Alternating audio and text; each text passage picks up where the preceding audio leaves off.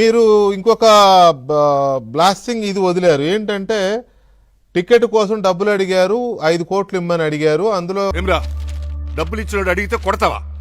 డబ్బులు తీసుకుంటే తిరిగి ఇవ్వడం తెలవదు. నేను ఎంపీకి 5 కోట్లు ఇచ్చాను అని చెప్పని ఆయన ఏదో ఆధారాలు చెప్తున్నారు. ఇచ్చి ఉండవచ్చు. ఎందుకనంటే తిరువూరు కాన్స్టిట్యున్సీకి 30 కోట్లు 35 కోట్లు ఖర్చు అయినట్లుంది. 5 కోట్ల రూపాయలు కొలికిపూడి శ్రీనివాస్ గారు ఇస్తే మిగిలినటువంటి 25-30 కోట్ల రూపాయలు ఎంపీ కేసీఎన్ చిన్ని పెట్టుకున్నారు. ఇది ట్రూ. మీ దగ్గర కౌన్సిలర్లను కొనడానికి డబ్బులు అందజేశాడు, రైట్? సో అంటే మీరు కౌన్సిలర్లను కొన్నారు. అవునండి.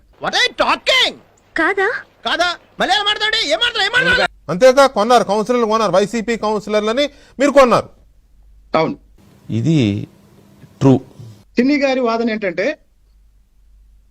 నందిగామలోనైనా లేకపోతే తిరువూరులోనైనా లేకపోతే జగ్గేపేటలోనైనా ఇంకొక నియోజకవర్గంలోనైనా నేను డబ్బులు ఖర్చు పెట్టాను కాబట్టి అక్కడ రకరకాల వ్యాపారాలు చేసి అంటే పేకాట ఆడిస్తాడు, ఇసుక మాఫియా నడుపుతాడు.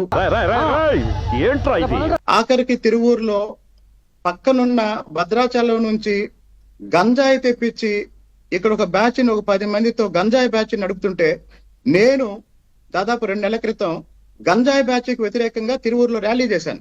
ఇవి అమ్ముతా అంటే ఈసారి పట్టుకోవేండు గందుకే అయ్యలే. ఏమవుతుంటారా? ఆకు సార్, గాంజాకు. అరే ఏం మాట్లాడుతున్నావు రా కోట్లా? నువ్వు ఆగవయ్యా. నువ్వు చెప్పరా, గంజాయి అమ్ముకొస్తావా? అవు సార్.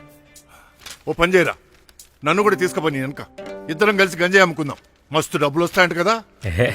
మీరేడొస్తారు సార్?